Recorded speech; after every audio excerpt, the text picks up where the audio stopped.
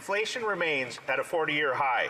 Gas prices are unaffordable and intentionally being made worse. Under this government, housing costs have doubled. Seniors are having to sell their homes just to get by. Canadians struggle while the Prime Minister continues his jet-set ways. A couple days in New York with some celebs, a week in Jamaica with a Trudeau Foundation donor.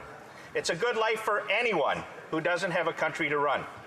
Mr. Speaker, when is the Prime Minister going to stop his wannabe celebrity ways and get serious about the affordability crisis? Mr.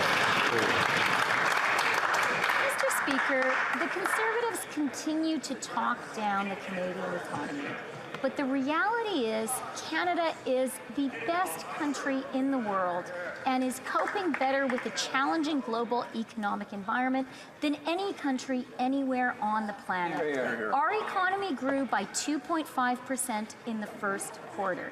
Last month, we added 41,000 jobs. That means we have added 900,000 jobs since the pandemic. 129% of the jobs recovered in Canada compared to 115% in the U.S., Mr. Speaker. After 8 years of this Liberal government, Canadians are now desperate. Many are struggling to decide which bill to pay first. This government has driven up the cost of living, making everything more expensive. Vacations, well, they're simply out of the question for most Canadians, but yet this Prime Minister spends enormous amount of taxpayer dollars taking luxurious foreign vacations. Here's a novel idea, Mr. Speaker. Would this Prime Minister consider staying home to actually help Canadians? The Honourable Deputy Prime Minister. You know, Mr. Speaker, what Canadians are desperate about is the gloom and doom and the talking down of Canada and the Canadian economy. They are relentlessly hearing from the Grouchy members opposite. Now, the reality is Canada is a fantastic country, and Canada is doing really well.